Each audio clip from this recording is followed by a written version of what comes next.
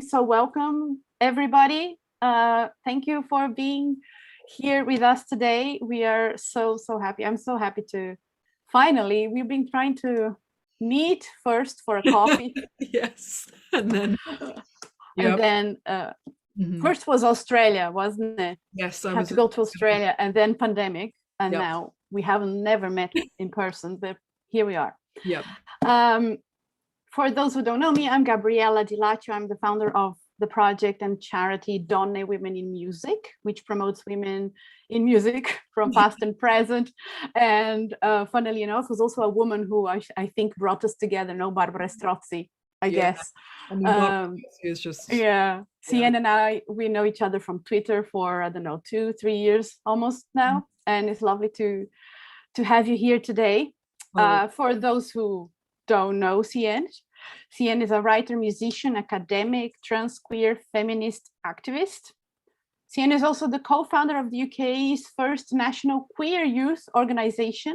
They curate the trans art event Transpose for Barbican and work internationally as a trans and feminist educator and speaker. Their work has been featured on BBC Radio 3, BBC Radio 4, SBS, The Guardian, ABC, The Independent, Newsnight, and at the Sydney Opera House. A singer-songwriter and a classical performer, composer, and researcher, Cian specializes in early music and modern music, particularly by women composers. There you go.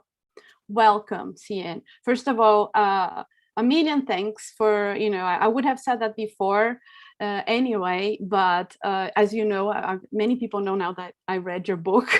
And I think after, I know I've been telling everybody who's here. I think after anyone who read it will agree with me that you are so generous in writing this book, and couldn't have a better title. I love the title, A Journey for All of Us, so Trans Like Me, A Journey for All of Us, because it is a journey for all of us, and I highly recommend. And I think when anyone reads your book, the generosity, the word generosity is the one that comes first for me, because you go through everything in a transparency that really moved me so much, because you can feel your pain and you choose to share it with us. Not only your pain, your anger and and everything else, but you share to share, you chose to share it with us, and we are the people who read end up much better. I can tell you that, because it's a great help. And I can imagine, must be so tired of having to help other people to understand things. It must be a point when you go like, enough. I suspect you find this with your project as well. Like there's a real joy in communicating. There's a real joy in sharing. What there's not a joy in is working with people who believe they know it all. They don't want to know anymore. We came together talking about Barbara Strozzi, and I'm sure, you must have this all the time with the Donne project, which, just going to drop that there, which I used, the research that you've put together was so helpful for my PhD, which was on Barbara Strozzi. But also the gendered ways that we understand music, the ways in which we shape our understandings of musicians through these really unexamined and limited frameworks that we have. And if I have to hear another, but why wasn't there a female Beethoven? Or, but women just didn't compose? Or, I mean, you just feel like you're going to explode, as opposed to, if a student genuinely asks you, oh, is there some, and you're like, yes, this is amazing. So I think that's the thing, right? When people genuinely want knowledge and they Yeah. want, oh my God, it's amazing. If someone says to me, I really love trans writers, but I haven't read many, like, this is it. For 10 minutes, I'm just going to give you a monologue about Yeah. amazing trans authors to read. But if they go, I just don't think that trans people they're just a fad, you're like, okay, now. No. But So, as I said, I think yes, for me, I feel this anger, but this issue is almost okay, I'm a woman, but I'm mm, not even a composer. So I am a musician and I'm a woman. So I can defend others. I mm, don't feel their pain.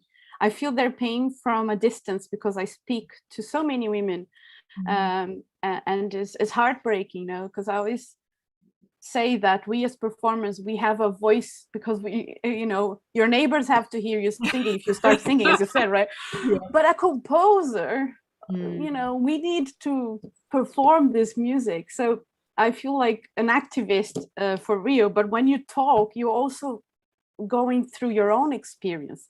So you have another level of everything combined. You know, you want to help, but at the same time there are days you must be so exhausted, you know, because that's not the day for people to challenge or so I really Well, I think it, you know, it's, you know, so many people have this, and I think it's always something I want to come back to is, you know, there are differences of experience based on, you know, the individual elements of people's lives, but there is a great commonality as well. And again, that, you know, we are not saying everyone is identical. It's not saying social struggles for equal rights are identical, but I think there is a solidarity, and I definitely think there is a commonality about being treated as less than human and infantilized. I think there is, you know, a great deal of infantilization. So thinking at the moment, you know, trans people, certainly in the UK, in the US, I think increasingly in Australia, increasingly in Poland and Hungary, are being treated as a real political football because it's an easy way of whipping up hatred, really easy way of whipping up support. But trans people are not the only targets, and certainly there are lots of people who will fall in the intersections of these different targets. So yes, I do find it very tiring sometimes, but I think there are a lot of people who do, and I think that's one of the reasons we always have to remember that this is collective and not singular. You know, we look at all the terrible things happening in the world, and there's that deep desire to fix everything right now. But we can't, and we have to trust that it is a collective effort. It's not an individual one, and it's okay just to, you know, put the work down sometimes and go and play piano very loudly, and you know, play video games very loudly, or you know, you can tell lots of loud things, nice definitely loud things. expressive Yeah, loud why things. not? Mhm. When we were talking about which angle to go with this Yeah. is so massive, everything we can talk about. There is I think I mentioned to you that I love the opening chapter of your book, which is called The Production of Ignorance. And I don't think we could describe it really. It was so on spot on for me. It was like, this is it. Because I'm sure you experience, as I said before, you know, you have the people who know nothing and just say, you know, they have prejudice. And then you have some people who are curious and open. But then you have the ones who think they know. And those are the ones, and you know, in every industry, I guess. But when it comes to, you know, the project and women composers and not programming, is people in high positions who never admit, oh, how can I be ignorant? Of course not. And because of that, they just don't educate themselves. Do you think this is one of the reasons why we are still where we are when it comes to so many? Yeah, absolutely. And you know, I was introduced, you know, this wonderful circularity. You know, the idea of the production of ignorance was introduced to me by Melanie Marshall, who's this incredible musicologist, and she introduced it to me as an element of Nancy Tuana's work. And Nancy Tuana, incredible feminist philosopher, who wrote a paper called the Speculum of Ignorance, and it's about the lies that were told in women's health and the ways that those were motivated by a deliberate desire to maintain ignorance. And I mean, Tuana's work is just incredible, but you know, Melanie introduced that to me as an element of thinking about sexism and exclusion and racism in music. And I was doing it, looking at this on my PhD. I was like, this is so applicable everywhere, that again, it's not an absence of knowledge. An absence of knowledge you can work with. It's deliberate lies. And there's almost, if you think of that snake eating its own tail, it is just that, you know, you have this complete myth about who trans people are. It's invented by cis people, so people who aren't trans. It spreads. Another person, cis person, goes, oh, that's the truth. And it just goes round and round and feeds on itself to the point where you're just standing there as a trans person from the outside going, this is nuts. You think that's the reality? Oh my God. But I think it's very interesting to me how people fall back on that, and thinking particularly of the music industry. I do think one of the problems we have with moving forward as an industry is this belief that we're very intellectual. It's a very smart industry. We're all very open-minded, smart, liberal people. And especially in classical music, right? oh yeah, have to be a genius to be in classical music. and and there's a fragility to that. There's I think a real fear of opening up to our ignorance. And Tawana is wonderful with this. She talks about these different ways that we produce ignorance, and she finishes this essay by saying there is another form of ignorance called loving ignorance, where we just accept the limits of our own knowledge. We accept that we have to learn from others. We cannot be this central genius who knows everything, because that's beyond the limits of human comprehension. But by embracing ignorance in a loving and sort of a humble and compassionate way, then you get to learn more stuff, which is great. So, and I just thought again, wow, what a way forward. And particularly, when we work with colleagues, when we work with students or with audiences, of course you can't know everyone's experiences there. Who thinks they're that omnipotent, or, sort of, what's the word I'm looking for? I've completely lost it. I'm sorry, I've been teaching all day. Wise, yeah. Yeah. Knowledgeable, everything, God. It's the omni phrase. It's another thing that God's meant to be. All-knowing. You can't be all-knowing. But it is incredible to me that when you suggest that to some cis people in the arts, that maybe learning what you've learned from trans people from the Times and the BBC, and watching, dear God, watching Silence of the Lambs when you were a teenager, is not in fact a good basis of knowledge. It is in fact lies. And maybe you need to go learn some shit. And I don't mean that in a bad way, but honestly, maybe again, I found it very sad, because I say I find it sad. I also think it's kind of understandable, right? Because as performers, or even as academics, but specifically as performers, I think a lot of us grow up with a lot of shame about making mistakes. I certainly remember my first piano teacher, having to apologize formally every time I made a mistake to him. And you think, 6 years old, really? And, an awful lot of like, you're good if you do this, and if you fail, it's a moral failing. You have to be perfect. You have to work on that perfection all the time. And I think that becomes a very brittle place to be, where you can't accept that you don't know things. You can't accept that you're going to make mistakes. I swear working as a teacher has made me, it's made me a better musician, because the more you have to see those harmful sort of toxic ideas in your own students, the more you see it in yourself. But I think it's made me a better researcher as well, because you can't sit in that place where you have to be right. You really have to accept that it's a journey always. And I think you're right, because classical music, maybe pop music as well, but classical music has this tendency of putting us into these boxes of what is a good performer. I felt that when I moved here, being a South American performer, singer, everything I did was different. My way of performing was different. It was too much hands, eyebrows crazy, and we are taught to fit a certain format, and anyone who is out of that is I felt really, I tried to blend for many years, which was almost like it's a artistic suicide, as Yes. try to blend. Absolutely.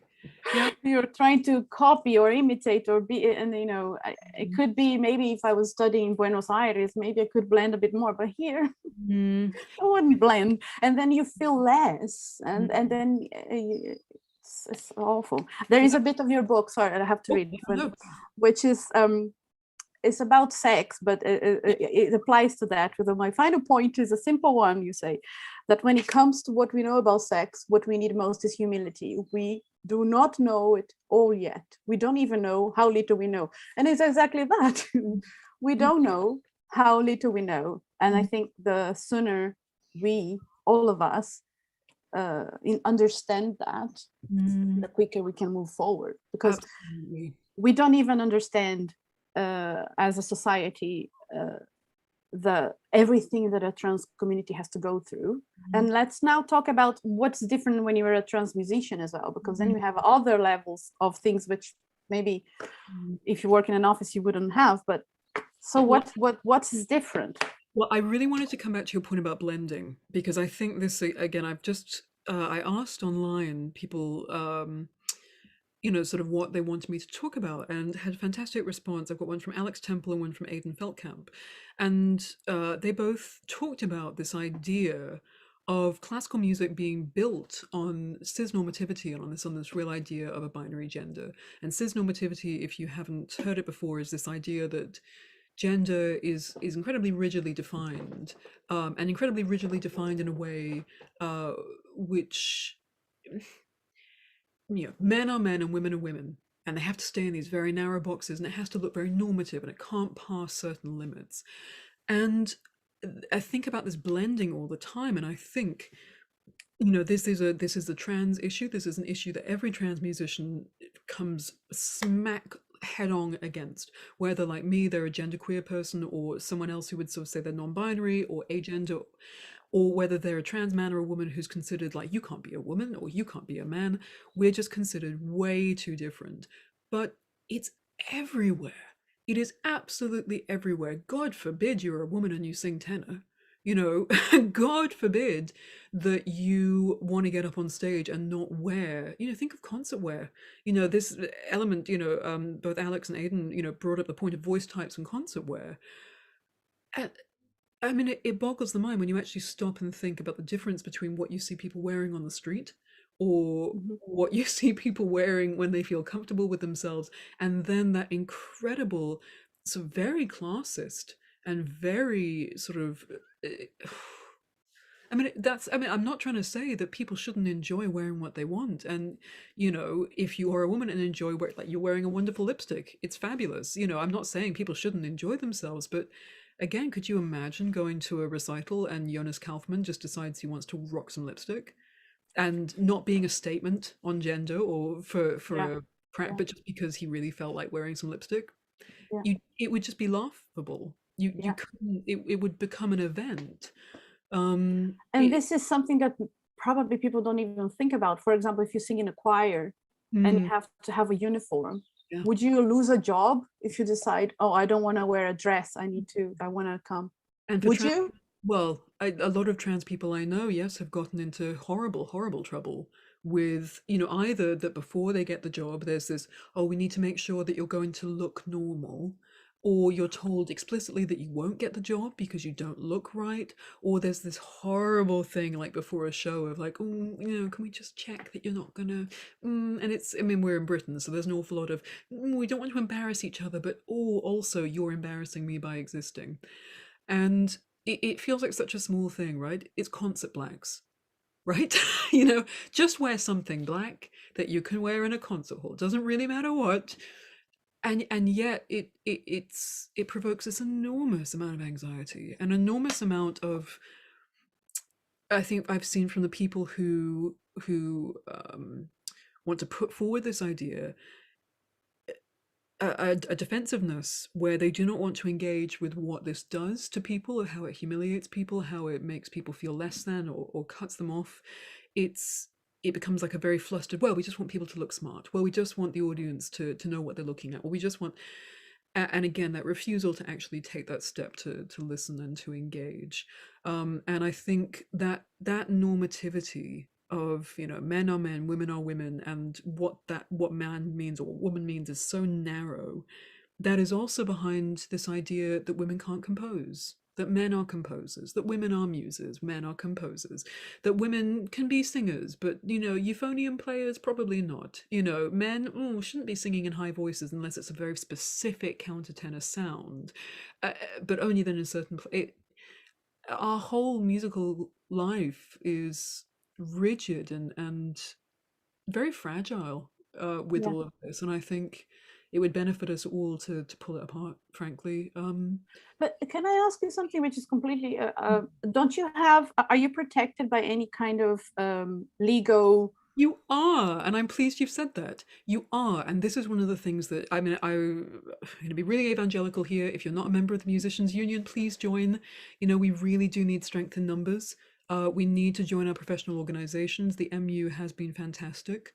I do some work, some voluntary work with the Good Law Project, and they have been fantastic in detailing and sort of spreading the word that not only are trans people protected by the equality law in the UK, 2010 Equalities Act, not only are we explicitly protected, but there have been recent cases where we have come through in case law as winning legal cases. Yes, we are protected, and that is all trans people. That is not certain types of trans people, that is every single type of person, trans person is protected under the Equalities Act. The problem is that we need to, if you are being discriminated against, do you have the money to do something about that? And particularly in the music industry, this very small classical music world, do you have the power to put yourself out there and be seen as causing trouble? Because we all know what that's like. I mean, you'll never work again. You won't work with this person. Don't say something because you will be in a position where no one wants to work with you. And I think particularly for younger singers and younger instrumental, I mean, yeah, I think younger musicians in general, it's a horrific weight that sits, you know, toe the line or you won't have a career. You know, we're all in this because we're head over heels in love with, you know, you wouldn't put yourself through this career if you weren't madly in love with it. And Yeah, I always say it's not a choice, right? exactly, It's not a choice. yeah, You either do it or you're unhappy, or anyway, exactly. there is a part of you who is never there, but Yeah. but it's absurd. Can Yeah. I read that part? There's another Oh. part of your book. Okay, so once in a master class, the famous singer giving instruction to a room full of young musicians waved her hand to encompass the whole of me and said, I don't know what this is. She couldn't even name me. I would be scattered away into pieces if I let other people decide me in their own words. Okay, this is afterwards when you're a bit stronger, but can we talk about that experience? Yeah. And if your colleagues, if they spoke up? No, they didn't. I mean, this was 2013, and Yeah, it's not 1984. no, 2013, and you know, I was in my 20s. I was a lot more nervous. I wanted to do a good job. I really wanted to impress her, and I think I said to you before, you know, this she'd also made several very racist comments, which she'd couched as not her being racist, just that, you know, she as a white person had to say that black people are just different. So I said something about that, which she didn't like. Then she didn't like, again, thinking of this gender normative way that everyone else in the room was dressed very male, very female in very traditional ways, and I wasn't. I was just kind of dressed like me. And it was just, and it was, she did a finger wave. I don't know what this is. And at the end, she told me to look into amateur choral singing because that was where I deserved to be. Not that there's anything wrong with amateur choral singing, but I think it's quite depressing when you spent a lot of money on a professional education and are there on a professional training workshop to be I think if I were you, I would go in front of her and say, "Look at me now." But I mean, the thing that I just keep coming back to though is, I mean, as a teacher, I don't know anyone who doesn't have experiences like this. Particularly anyone who isn't seen as any way outside of the box. And the box is so small in the UK for classical music. You know, we were talking about some of your experiences, and the kind of things people say, it's outrageous. But, you know, how do you keep going from that? And, you know, thank God I'm very lucky. You know, my mother is incredibly supportive. So I got home and I cried and cried and cried and said, oh, I'm going to give up. I'm going to give up. And my mother, you know, was on the phone to me saying, you're not going to give up. You're going to have a big cry. And then you're going to wash your face. And then you're going to go to bed. And the next morning you're going to wake up. And, you know, to have had that family support, and, you know, it's everything. But a lot of trans people don't have family support. Exactly. You know, and I guess you have the same intersectionality problems that, you know, women have. You know, you are a black trans, you're going to have more difficulties as well. You pile up the prejudices. Absolutely. Or am I correct? Yeah, and I think it's very interesting. You know, I, as a white trans person, I can almost see, I feel there's this phenomena of like almost like you can have one strike against you, as it were. Do you know what I mean? It's a kind of, oh, you know, you can be a trans singer or you can be a black singer, but you know, it's very, and it's very difficult to talk to people who believe that, you know, that they can talk about transphobia without talking about racism, or they can talk about misogyny without talking about racism, or they can talk about racism without talking about disableism. You know, we really have to talk about much more fundamental questions of bigotry, of othering, and the ways in which the complexities of people's lives are not, they're not reflected by this, again, the narrow boxing down and pretending that you can separate out one form of oppression from another. It's yeah. And I, you know, other people will be better placed to speak than I am, but all I can say is, as a white person, I've learned so much from black colleagues and from black researchers, and go read. And you know, we all have a duty to not replicate those forms of oppression, of exclusion, of erasure that we ourselves have faced onto others who are, you know, also just dealing with those weights and those burdens and those forms of being pushed out. And pushed out, I think maybe the thing that makes it so hard in music is pushed out with people who have a smile on their face saying, but I'm not bigoted, I'm so open-minded, it's all about the music. And when they say it's all about the music, you think, oh God. It's the quality. It's the quality. And you think, maybe I'm just terrible. Maybe everyone who's ever told me I have a gift and that I should pursue it was just lying to me. Why? I don't know. But, you know, they're just lying. You start to doubt the evidence of your own ears. You start to doubt, you know, it's taken me a very long time. I'm a doctor of philosophy. I have had, you know, I feel I have a long way to go still in my career, but I can feel proud of the things I've done. You know, but sometimes I will absolutely sit there and go, I'm just not good enough. I'm not good enough. And I'll read reviews saying, you know, Lester was brilliant and think, they're lying. They're all lying. Everyone who's ever said I was good was lying, because all the people who said you shouldn't be here must be right. And I think that is hard. Of course, and I think this is so present in all of us. This idea, the imposter syndrome is always there, right? And it's really funny because I also read things about me, and especially referred to. I talk to women, and they're so grateful, and I never feel I deserve any of their gratitude, because I'm just doing my part. That's it. Don't thank me again. Is this sort of, and I'm probably not doing right anyway. So. I think we all have to deal with that, but then you have to deal with more things on top. It's tough. Well, Let me just go through Aidan. He said, I wish cis colleagues understood how much of classical music is built for the binary and cisnormativity. Is that right? Yeah. The moment I came out as non-binary, the moment I presented as myself, my classical music career became massively more challenging. And it's just another confirmation, isn't it? I mean, he also said, I'd love if my cis colleagues would learn trans non-binary 101. So the burden of education isn't on the first trans non-binary person they meet. There are so many resources online now. There's no excuse. Exactly my point. Oh gosh. I mean, the thing I always come back to is like, people still ask about your genitals. Still at work. No. You know, I think the last time that happened to me was in 2019. And oh my God. And I feel like saying to people, I mean, I just tend to sort of go, wow, that's not appropriate. Ha ha ha. But I think what I'm going to start saying to people now is, oh, just Google it. There's loads of pictures. You know, you want to look at pictures? Just go look at it. You know, go knock yourself out. Have a lovely time. Because the idea that you take that to work, you know, if you're that curious, there's good. That again, in your book, I could not believe it. All right, because it's the equivalent of every time I meet somebody, people ask me, do you have your period? Or how is it? Yeah. Describe it to me, or whatever. What? Yeah. Leave me alone. So why make people have the courage to, and I think you mentioned that trans people are seeing like weird or like strange or not really human.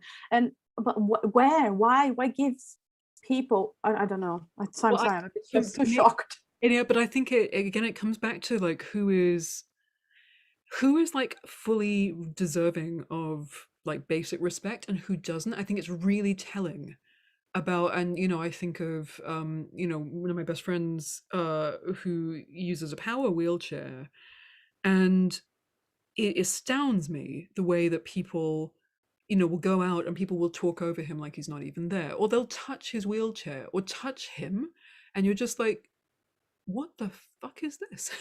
But like he's not a full person, so they can push him around as if he's an object.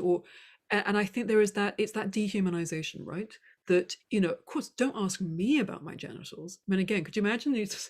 I mean, it's absurd. You're working with Jonas Kaufman. Why Jonas Kaufman? I'm just coming back to Jonas Kaufman every day. Could you imagine going up to Jonas Kaufman at rehearsal and just being like, so Jonas, how many inches is it? Circumcised or uncircumcised? And this poor person would just be like, oh, I'm just here to sing. It's so... it's it makes your mind melt with just how stupid that is. Does it still happen to you? I'm Well, sorry if my question is no. I mean, I think absurd. no, I think it's interesting. I think because the people who do it, um, they'll often preface it by like, "Oh, I'm going to be a bit politically incorrect," or they'll say, "Oh, do you mind if I ask a question?" And it's always, and there is a supreme lack of self-awareness there. But I think it would be really helpful. I mean, sometimes they will wait to ask the question when other people aren't around, but when it gets asked with other colleagues, I would love it if a cis colleague, instead of just looking nervous and being like, shit, if they could just go, wow, that's rude, or something equally basic. Okay, so now let's have what's your most well-prepared answer for stupid questions? You have to give some tools for people to work with. So first of all, from somebody, so CN, I don't know even what I would ask. I can't go to that level, but tell me, what's your answer? I mean, I think it really depends. And again, it's like whether people are asking in kindness, or whether they're asking. So, people can use language which we might find difficult. So, like, I noticed that, depending on what language people speak, you're going to have a lot of different ways of speaking. So just when I've gone and done like trans work globally, even trans communities around the world are going to have different languages to speak about ourselves. So for me, it's always coming back to like what the driving force behind the question is, because someone, I remember one an older person, asking me, and he was trying to be really respectful, but he clearly didn't have the language, but was said, oh, are you a bit like a tomboy? Is that a bit how it works? Which not language I would use, but he was really trying hard to find a linguistic framework, and then and was really polite and really trying to learn, so that helped. Whereas someone who says that they're really like on it and they know trans things have also been the kind of people that's like, so like what kind of like surgery are you going to get? You're going to get like a really big dick? Like what kind of size are you going to get? So what's your answer to that? None of your business. I mean, usually when I was younger, I would just be so shocked I'd get really quiet, and I think that's the problem. I think I've just started to laugh at people. And I think because I think you feel shocked, but a shocked laugh.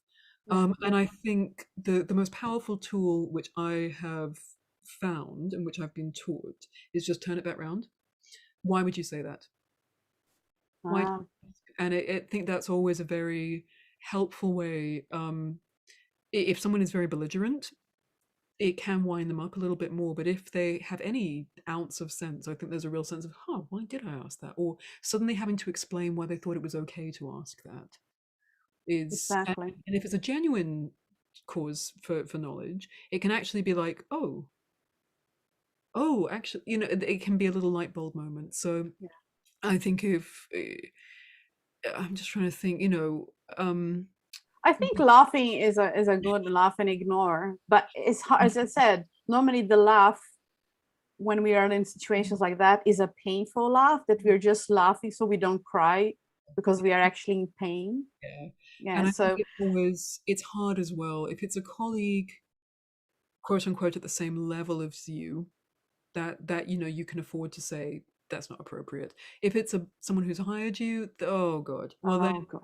then I think I just turn into Captain Diplomacy. It's that kind of like, oh well, I understand why you might say that, but let me tell you a little, and then it feels a little bit like you can never really have a break. I saw an interview with RuPaul and Mhm. Graham Norton. I think I forgot what was the phrase he used. I think it's kind of, I can't see how this is any of your business. Mm, He had one phrase that was kind of mm, an exit for anything. I yeah, think we should all have one of those. I But think yeah. um, what would be your request then to people like me if Mhm, I see a situation like that? What mhm. would you expect a colleague would do for you? I think I'd really love a colleague just to diffuse the situation is always really good. So you could literally just be like, "Hey, Sian, should we go grab a cup of tea?" and just yank someone out of it. That can be really nice. If it's in a position where you feel comfortable, you can clearly see that someone is being misgendered, is being insulted. Oh, correction is great. Oh, actually, they use they. Oh, actually, she uses she. Um, or, oh, I don't think, that's a bit personal. Don't Mhm. you think that's a bit personal? Is quite a helpful one. Or, oh, do we need to really be talking about that now? It doesn't Yeah. have to be you are being transphobic. Yeah. Particularly because if that tends to make someone go, oh, I'm not transphobic, I'm just, and it sets up a Yeah. real backwards and forwards. Yeah. But I think that sense of diffusing and supporting, and saying, afterwards, that was really shitty, or are you okay? Or is there anything you'd like me to do? Because someone else could have a totally different answer. And this is something I always try and emphasize is, trans people are not one community. We are many, many different types of people with many different interlocking communities and different experiences. And one person's answer is not another's. So just coming to that point of coming back to Tawana, sort of loving ignorance, what would you like me to do? What works best for you? And that's Yes. that's very powerful. And I think that's the thing. We shouldn't take any assumptions of what you would like. I think the best is always to ask. I think so. Just to say also, Alexi, I Yes. want the yes, who is also a composer. You Yeah. said She's a composer and she's also a professor of composition. so. Alexi said, "I want the classical music world to understand that it will never have a healthy relationship with transness until it gets over its love-hate relationship with human bodies in general." And that's such a good. Hmm. Okay, how much time have we got? You tell me, but I absolutely, and there is a real squeamishness about, here we are with our weird meat sack bodies, and for some reason we can make nice sounds with them. But there's I think I went to a really interesting um, speech at a conference about this, talking about we love the idea of music, but we don't like the reality of musicians. These messy, dirty, human musicians who come in, with needing to be paid and, having their human bodies that they have to put in costumes. And it's almost this idea the music is so pure and beautiful and wonderful. And Mhm. this comes back all the time with questions of misogyny in music and questions of racism in music, that here is this beautiful, pure white, beautiful, pure male music, and it can't be polluted. I mean, I could go on at length, with historical ideas of women literally being polluting through their bodies, the idea of the genitals being linked to the voice. We've got so many weird historical sort of antecedents to ideas. But I think you think of which bodies are allowed on stage, which bodies are deservedly allowed on stage. They have to be a certain shape, they have to be a certain size, they have to be certain ways of being presented. God forbid, I mean, again, I'm not trying to sound difficult, but I can't imagine going to a main stage opera house and seeing the hero or the heroine of the opera using a wheelchair. I just can't. Mhm. Do you know what I mean? Because I don't see an operatic main stage world where people who use wheelchairs are seen as equally desirable, quote unquote, because that idea that to be on the stage, you have to look a certain way, you have to fit a certain normative standard, which excludes vast numbers of musicians. But that's really fascinating, because do you remember when Joyce Di Donato broke her foot? Mm-hmm.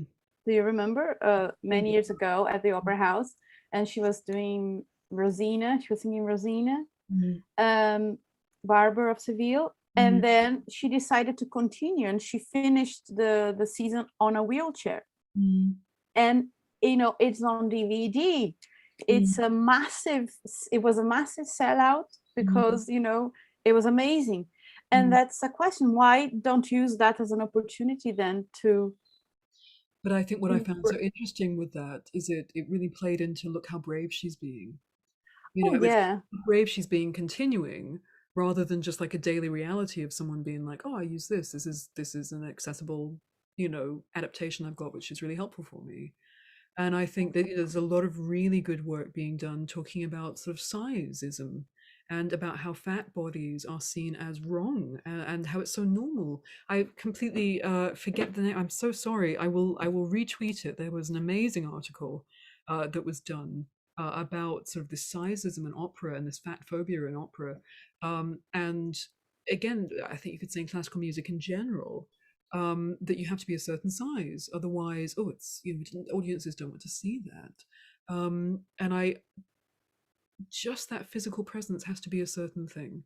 And I'm sure people in the UK may well remember the Telegraph opera critic reviewing a Rosenkavalier and focusing the entire time on how the singer playing Octavian was too fat to play Octavian.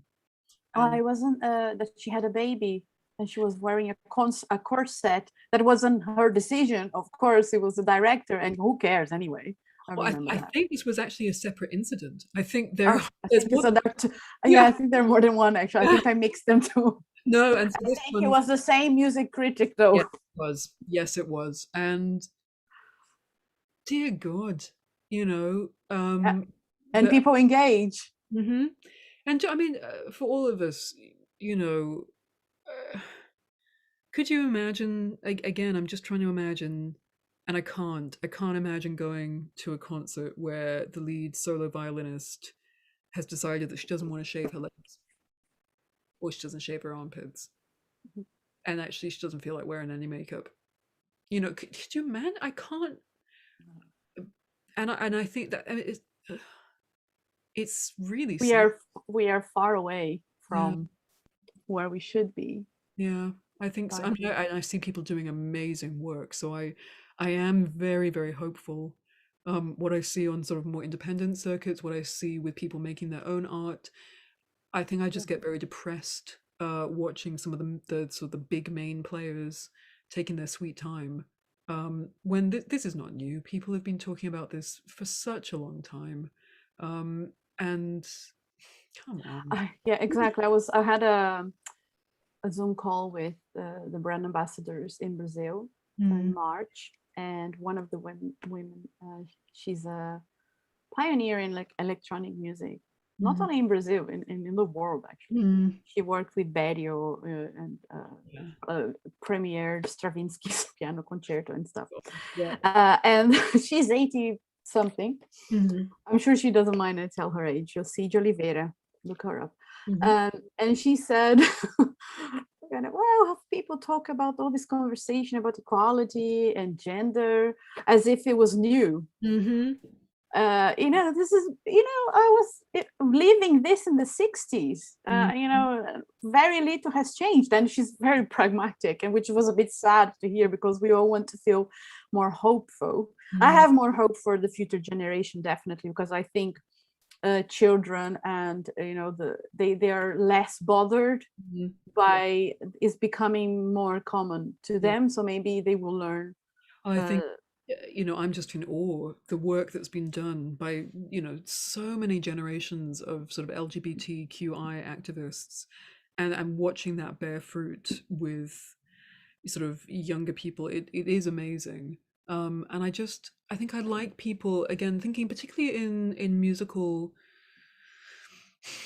more mainstream spaces, more conservatoire spaces, working in music marketing. I think, obviously living in London, we have so many music companies, we have so much music promotion. Thinking of again, places like Radio 3. There's so much stuff out there. There's so much stuff that's been done. And what I do find inexcusable, and it does rile me up, is I'm now starting to see some of those companies go, wow, we want to embrace trans musicians for 1 week in June for Pride Month. And they kind of acting like there was no way they could have known anything before. Mm-hmm. Mm-hmm. And that's, I forget when the first trans composer won an Oscar. She did some of the music for Watership Down. So it's quite a while ago. In fact, I'm going to look this up right now because I used to have this on the top of my head. I'm going to ask if people have any questions, people watching, if they can start sending us before I carry on. Angela Morley. That's I didn't Angela know. Morley won her, let's see, oh no, forgive me, she was nominated for the Oscars. Yeah, I was good. But she did win quite a number of Emmys. That's quite bloody impressive as a composer. It is. I feel. Yeah. I'd be pretty fantastically pleased if I won several Emmys and quite a number of Oscars.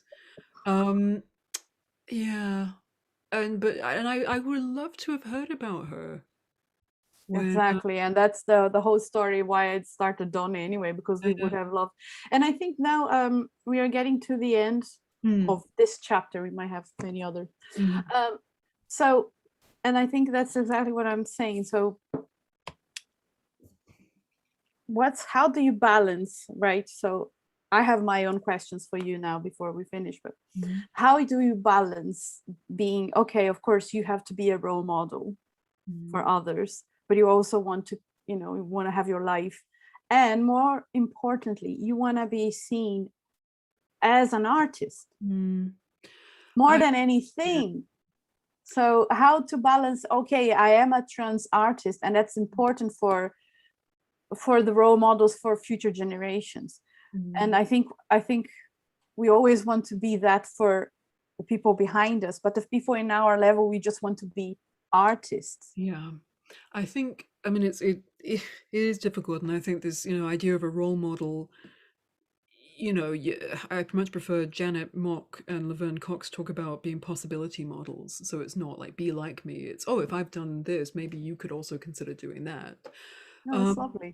But I think one of the things which I find difficult to balance is that to be seen just as an artist, as a composer, or as a singer, or as a pianist, I have to be in an environment where people understand who I am, if that makes sense. So whether, if you are seen as, quote unquote, a trans artist, to be seen as an artist requires someone to move away from a lens where artists are only in a certain narrow category. So, I'm thinking of working with companies or working with other musicians who are genuinely open-minded, who genuinely understand that talent comes from everywhere, and that, humans are genuinely equal. That's when you can relax and really start making things together and focus on the work, because you're not trying to paper over the cracks, and you're not trying to be patronizing towards one another. It takes away that exceptionalism, it takes away that tokenism, and instead makes it just the standard practice of what we're doing. I don't know. I don't know. And there is, so I get very caught up. There's always more work to be done. There's always more volunteer work to be done. There's always more education work to be done. And that's very hard, because you can't then, you find yourself not taking the time to research, not to compose. So I don't know, it's a balancing act. I think it would be easier if people who saw themselves as, quote unquote, apolitical, who usually have the capacity to ignore the non-neutrality of their position because it benefits them, it would help a lot if they did some of the heavy lifting. I'm thinking very specifically of if all the white cis men in music did more, then everyone else would have to do a little bit less, and that would free up their time. So I would love that. I would really love them to start working on the things that need to be done, not just educating themselves, but, as I'm sure with your work, turning around and going, if we're only doing music by white men, we're only in fact doing a very small percentage of human output. Maybe we should change that. Who knew? Um, Yeah, but it's, you feel like you're talking to I don't know, a stone sometimes. I don't know how many times. That's what I said. I'm so grateful for you, everything you do, actually, because as I said, I do that, and it pisses me off. Sorry, pardon my French. I've been swearing all the And then you go like, why is it not happening? And then people ask me as if I would know the answer, and tell you, well, I don't know. I think Because it's really, the work you do inspires me so much. The work I see other people doing inspires me so much. And one of the things I do think, I think we have to be very careful, because I do think there is an element by which I do feel that more mainstream organizations effectively say, look, you can have this little bit here, and now fight amongst yourselves for that little bit. And I think we need to be really careful that we're like, maybe we'll work together and share the whole thing, rather than, and I think, I would never want anyone to feel that I was like, I'm the trans musician, because I mean, one, that's just fucking laughable. There are so many, but I'm sure you've experienced that, almost like, but we're doing the feminist music making, you can't do that, otherwise we won't get hired for the gigs. And I think that, we need to make our own gigs, and then we need more gigs, and we just grab all the gigs. Exactly, and I think that will complement what I was going to ask you next. And one of the most, I had so many impressive conversations. One of them was with Deborah Cheetham, the Australian composer. You would love her. I don't know if you met her. She is from an Aboriginal family. She was taken from her family, given to a white family, lied that her family had abandoned her, only to find out later on that was a lie. She's also a lesbian, so she created the Black Opera Company in Sydney, and they give opportunity to Aboriginal singers, because she said she was tired of being the only soprano on stage who was Aboriginal anyway. And then she said to me, "Oh, I got tired of waiting for the telephone to ring. So I when I discovered the story of my family." She was a soprano first. I wanted to tell the story, so I wrote an opera and I sang on it and I produced it. And I think that's the answer. And I think we as classical musicians, we are taught really wrongly to, if you're good, people are going to call you, or you're going to get an agent, and nothing could be further than the truth in our life. And I think my advice when people ask me is like, okay, if music is your life, and it's very easy to find out if it is, because as you said, you go through a lot of rejection and heartbreaking moments, and you are on the floor crying, and then the next day you go, well, I really miss it, and you have to do it all over again. So if that's your life, create your own opportunities and help other people through it. What's your advice? Because completely agree. And it's, I don't want to protect. I've heard some people say, particularly young people have said, oh, it's, people say build your own platform, it's not that easy. And I completely get that. I think what I'd like to say is that there is a lot of information out there about how to do it, if you are able to ask for signposts from people. And I'm going to bang that drum again, joining something like the Musicians Union or Sound and Music, they actually have a lot of really amazing bits of information, like toolkits on how you do your own night, how you do your own production, how you start your own company. So please use what's out there. It's not always easy to find, and it's really frustrating. And I don't want to make it sound like, oh, it's so easy, just put it on yourself. It's hard graft, but at least you then get to do it. And I'm thinking of these times, like, I love Strozzi. I love her so much. And the times I've gotten to perform her music, and you can see this whole room just in bliss because of this music that she wrote 400 years ago, and we're all just sitting here. You're like, this is the best. And all that hard graft was worth it. You definitely need time off then to swear about the hard graft and say you'll never do it again, and all you're going to do is play video games and watch like trash TV, but it's still worth it. And just you need to balance it out with enough rest and taking care of yourself. But I I and started. collaborate Oh as well, isn't it? yeah. Because we're Oh, never taught that at university either, to join forces. And mhm. I really wish we were taught music production as well, especially Oh, now after pandemic, yeah. how to do something like that, how to use a microphone for classical music is so hard Mm, to produce a good sound. mm, Is so yeah. many things, and now is easier to learn, as you said, is not easy. Mhm. Well, I mean, one of the best times I ever had was I'm starting to get back on my classical composition horse because I my whole life got eaten by my PhD, which I think is quite normal. But I wrote this opera for Tête Tête in 2015, and it was just one of the best experiences of my life. The libretto was written by a friend of mine, Robin Gurney. We had some really great input and help from the charity Changing Faces, which is by and for people with facial differences and disfigurement. It was written for my singing teacher to sing, and she did the most phenomenal job. And getting to write just for her voice was like, yes. You know, like three of my colleagues came in and played, viola and cello and piano, and it was this amazing chamber opera. And it was a bit out there, the performers were hidden, and we got the audience to have viewfinders on the entire time. And but what a great summer! Yeah, It was such a great summer, just working our asses off. Everyone got paid minimum wage, I'm afraid, because there's not much money in new opera. But we did our best that everyone got paid, and we all worked hard, and we made something beautiful. And it was I can't recommend it enough. yeah, It's artistically fulfilling. It's why you make music.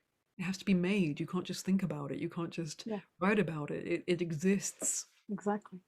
in that And moment. it changes when you are with more people, isn't Yeah, it? It becomes. absolutely. Oh, thank you so much. We No. can carry on, but Oh, thank you, people. I just went to look at the comments.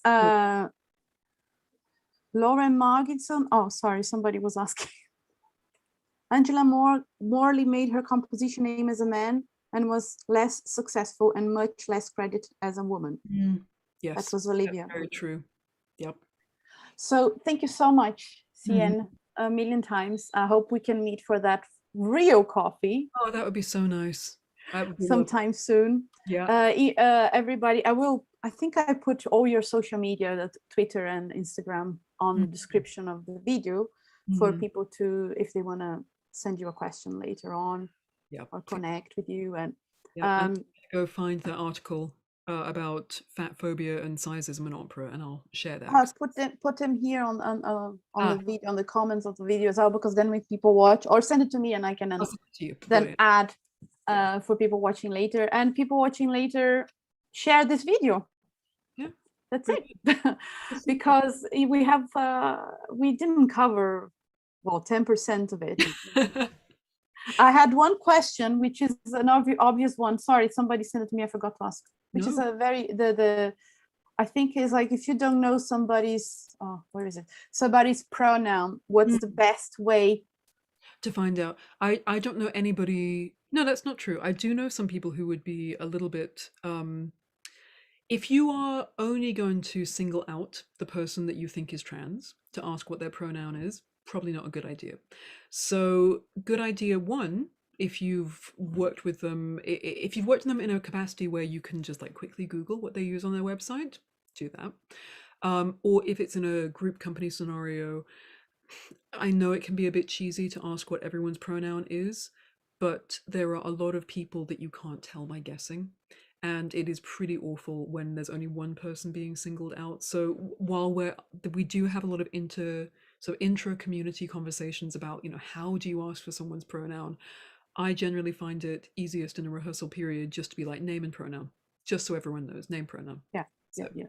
and trying to make it as basic and as unexciting as Yeah, names. exactly. I think that's the way forward. And there was another question that I remember. So when you do, for example, I think it was from a concert programming that was women composer, but there was one trans woman. Mm-hmm. So I think the organizer wanted to know, shall I say women composers and trans woman composer, or just No, just women. Just women, right? Yeah. Just women. Answered. Yeah, exactly. So yeah, I think always best to think, trans is an adjective. It's not a noun. It's not like a separate noun. It's an adjective that describes so many different types of people. And I don't, hopefully you wouldn't do a music by women composers and blonde composers, and that sounds silly, That's a but good one. it's kind of like that. And it also becomes that very much like, here are the women and here's the trans woman. She's not that, oh, nope, we're going to put her in the, No. there's a lot of information out about trans misogyny, which is the very specific misogyny experienced by trans women and trans femmes. Julia Serrano, who is just one of the best trans writers ever, has written about it so much. So if that's a new subject to you, just go read half an hour, read 15 minutes worth of Julia Serrano's essays, and I think you'll probably get a really good idea of why women and trans women is not the way forward. And read this. Thank you. No, honestly. I really I'm beyond. I recommend. I'm gonna buy it as Christmas present for everybody. Oh, well, my publishers thank you, and I thank you. Thank you. No, it's true, because it's you write so well. First of all, you write beautifully, and it's amazing. It's magical, actually. And so thank you for writing, for taking the time. How much has changed since you wrote the book? We're deeper in the backlash. So this book came out in 2017, and then the American edition came out in 2018. And we were already, the anti-trans backlash was already beginning by then, but it's worse now. And it's very opaque, very transparent. It's not, it's a very obvious, if you look at the Murdoch press in particular, the Murdoch press has been using it a lot, and the Conservative Party over here, there was a leaked memo that was verified, surprisingly enough, by the Sunday Times, talking about as an election winner. Trans people are a good wedge issue. You point them out and go, oh, they're over there being scary and threatening women and children. Vote for us, the party of law and order. And it's being played out again and again and again. So I'm not, I think that's very worrying. So I don't want people to think we can just think everything's going to get better, but I am very excited by how many people are working to make things better. And again, as we said, the younger generation are doing incredible work, but it's not enough to leave it. We can't just say, oh, the young people will sort it out. I mean, it's old, but you know what? We're all working together, and it has to be cross-generational. From people in their 90s to people in their teens, we're all in it together. One very impressive thing as well in your book is the amount of research you go through.